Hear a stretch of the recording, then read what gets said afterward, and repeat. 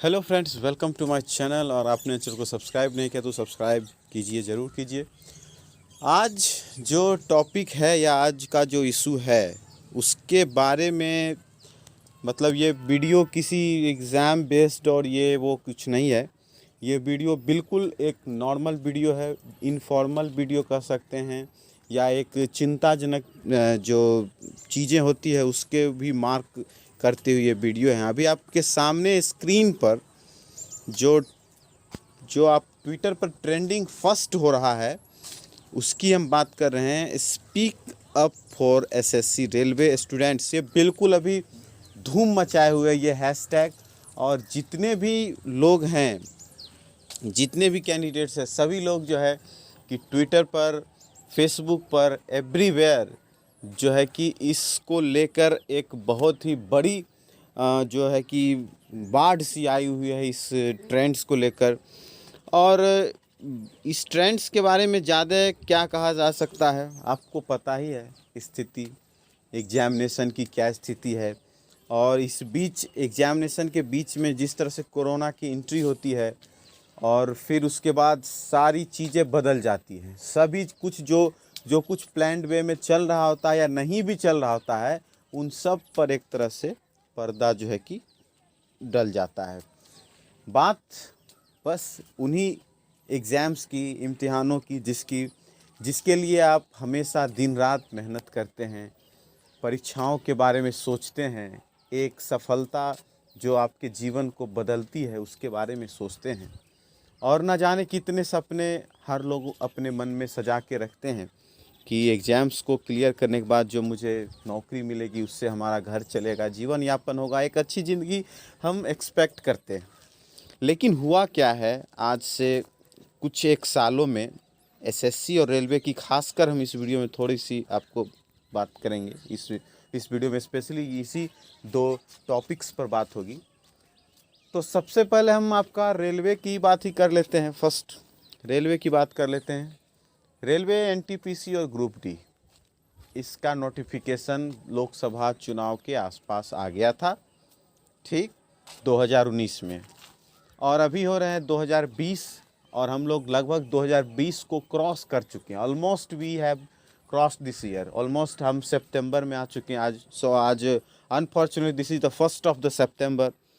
And देख सकते हैं एग्जामिनेशन का क्या लेवल है। इतना इतना घटिया स्थिति है कि एक एग्जामिनेशन जो एजेंसी होती है वो अभी तक फाइनलाइज नहीं हुई है। डेली टेंडर हो रहा है, टेंडर प्रोसेस हो रहा है, ये हो रहा है, वो हो रहा है, बिड हो रहा है, क्या हो रहा है, मतलब भरा हुआ है। अगर आप कभी किसी रेलवे के वेबसाइट को अगर जाके आरआरबी की वेबसाइट को चेक करेंगे तो ये कॉरिजेंडम पर कॉरिजेंडम निकल रहा है, इसमें जो है कि टेक्निकल इशू है, ये वो, मतलब यूँ कह सकते हैं कि मार्च अप्रैल से सितंबर बीत चुका है। इन्होंने जो है एक टेंडर फाइनलाइज नहीं किया है जो जो एजेंसी एग्ज़ाम कंडक्ट करवा सके। आप बस इससे इस पूरी, मतलब कितने गंभीरता है इसका आलम आप इससे अंदाज कर सकते हैं।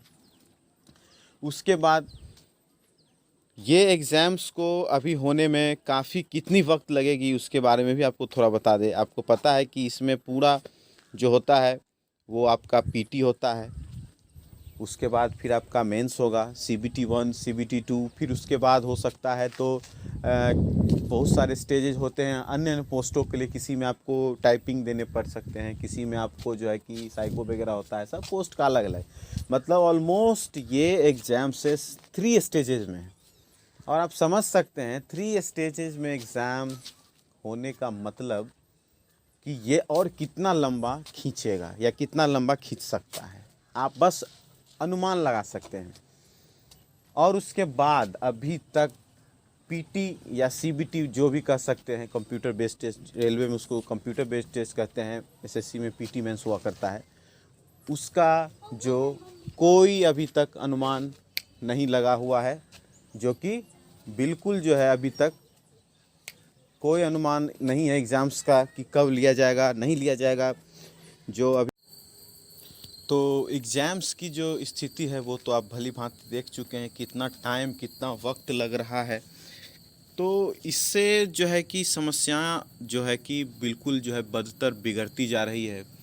और अभी तक जो है कि आप मान के चलिए कि कोई अता पता नहीं है एग्ज़ाम का, अगर प्रेजेंट सिनारियो में भी अगर आप देखेंगे तो इस तरह से जो हाल है तो ये आपके सामने है। बात अगर एसएससी की करें तो एसएससी की बात हम आपको क्या ही बताएं। एसएससी की स्थिति तो बहुत बहुत ही बदतर है। आप यूँ समझ लें कि एसएससी की मोस्टली एग्ज़ाम्स जो है कि पेंडिंग पड़ी हुई है जी। 2013 से कुछ ऐसा ग्रहण लगा एसएससी में कि उसके बाद बदस्तूर जो है कि जितनी भी एग्ज़ाम्स हुए हैं सबों में आप देख सकते हैं कि स्थिति बिल्कुल ही ख़राब है। चाहे आप सीजीएल की ले ले, सीएचएसएल की ले ले, एमटीएस की ले ले, कोई भी बहाली जो है कि अभी जो है कि स्थिति बिल्कुल जो नॉर्मल वे में पहले जो एक रिक्रूटमेंट होती थी, एक समय था, आपको ठीक से याद होगा, 11-12 तक का, 10 से 11-12 तक का जो एक स्टेज होता था, उसमें आप मान के चलिए कि एग्ज़ाम्स के महीने भर के अंदर रिजल्ट आते थे, फिर महीने 2 महीने के अंदर उसके मेंस होते थे, फिर इंटरव्यू होते थे। मतलब ओवरऑल पूरा देखा जाए तो 5-6 महीने के अंदर पूरी प्रक्रिया जो है कि कंप्लीट हो जाती थी।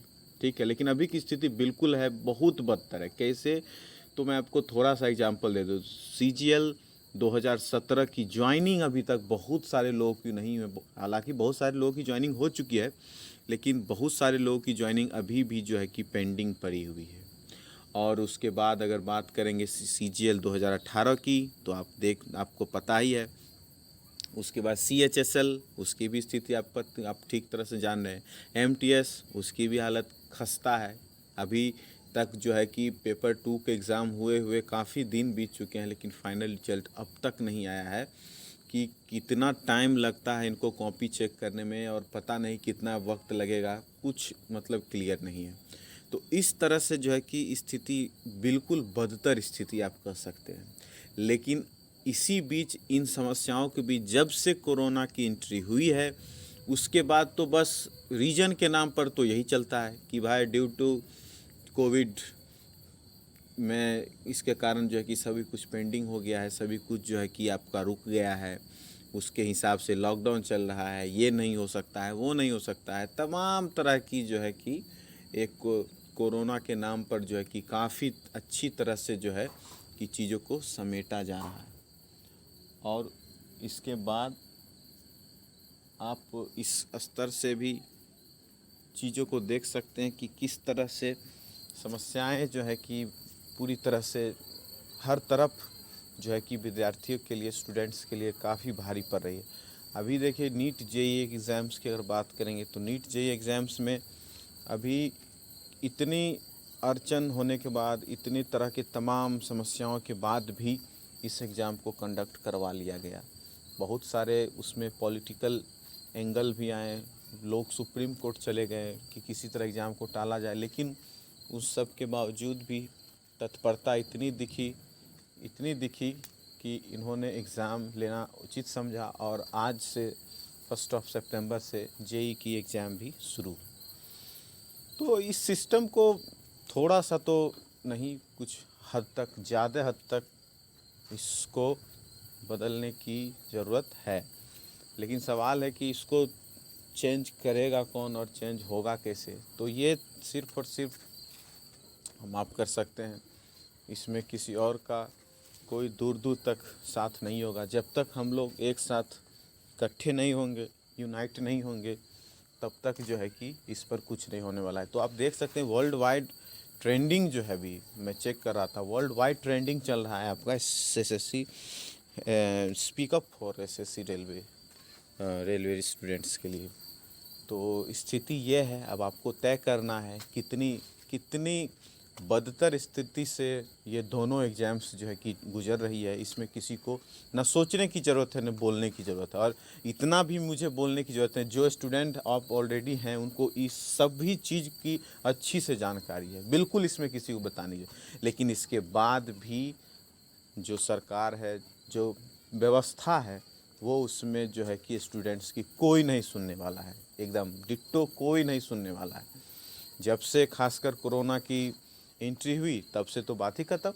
आप बताइए, यूपीएससी की एग्ज़ाम्स पूरी तरह से कंप्लीट होके सारा चीज़ होके हो जा रहा है। नीट जेई के एग्ज़ाम्स जो है कि कंडक्ट करवा लिए जा रहे हैं, लेकिन क्या कारण है कि रेलवे में एनटीपीसी, ग्रुप डी या एसएससी की सीजीएल्स की सारी एग्ज़ाम्स या उसके रिजल्ट्स अभी तक जो है कि जारी नहीं हो पा रहे हैं। क्या आखिर वजह क्या है? क्या आखिर उसके पीछे कुछ तो वजह रही होगी, या कुछ तो ऐसा होगा जो सरकार इसको लेकर उतनी गंभीर नहीं दिख रही है जितने और एग्ज़ाम्स को लेकर है। तो बस आप हमको ही सोचना है कि आखिर इस समस्या का निदान या इस समस्या का हल क्या हो सकता है, और इसको जो है कि किस तरह से इसको सुलझाया जा सकता है।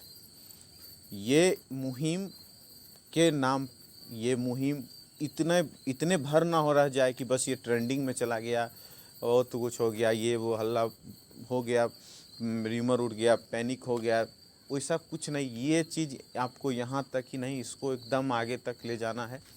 ये जिस तरह से ट्रेंडिंग चल रही है या जिस तरह से चल रहा है उसको और उठाना है। आप देखिए कि कुछ हमारे मीडिया के चैनल्स भी इसको दिखा रहे हैं, बहुत कुछ, एक दो गिने चुने जो आप जानते ही होंगे, जिस बारे में बताना कोई उचित नहीं है। उनको अगर छोड़ दिया जाए तो मीडिया को, तो इन सभी चीज़ों से बिल्कुल 1 मिनट की भी बाइट नहीं चला सकते, 2 सेकंड का भी कुछ ऐसा कुछ नहीं चला सकते। तो हालात यह है, हमें आपको ही इस पर जो है कि सोचना पड़ेगा, गहन अध्ययन चिंतन करना पड़ेगा, यूनाइट होना पड़ेगा, एक जो है कि संगठित रूप से इस अभियान को आगे ले जाना पड़ेगा। नहीं तो बस सिर्फ ट्विटर पर ट्रेंड करा देने से अगर आपको लगता है कि मुद्दा सेट हो जाएगा, तो ये आपकी सबसे बड़ी और पहली और सबसे आखिरी भूल हो।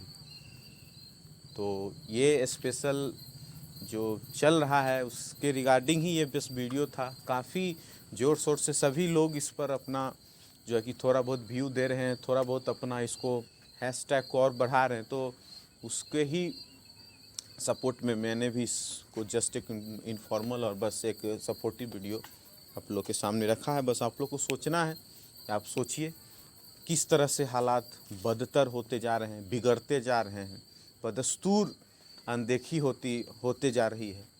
तो ये सोचना आपको है, हमको है, सभी लोगों को है, यूनाइट होने की बहुत ज़रूरत है। तो बस इस वीडियो में इतना ही। वीडियो को लाइक ज़रूर कर दीजिएगा, कोशिश कीजिए शेयर भी कर देने की, और बाकी जो आपका दिल करे वो करते रहिए, कोई बात नहीं। तो इस वीडियो में बस इतना ही। बहुत दुख का ये पूरा ये जो सिस्टम खड़ा हो गया है, काफ़ी भारी मन से इन सभी मुद्दों को उठाने का जो है कि मतलब लोगों का मन है। ऐसा किसी का दिल से नहीं करता है कि वो किसी चीज़ का विरोध किया जाए, लेकिन हालात इतने बदतर हैं, इतना ग्रास रूट लेवल धराशायी हो चुका है कि इसको लेकर बोलना ही पड़ेगा, तभी जाके कुछ होगा, निश्चित होगा। अगर इस तरह से अगर आप देखेंगे, अगर इस तरह से अगर अभियान चला, हर तरह की चीज़ें होती है, तो डेफिनेटली इसका जो है कि इम्पैक्ट आपको कुछ दिनों में ज़रूर दिखेगा। आई एम श्योर ज़रूर दिखेगा। ठीक है, मिलते हैं फिर किसी और वीडियो में, तब तक के लिए थैंक्स फॉर वॉचिंग।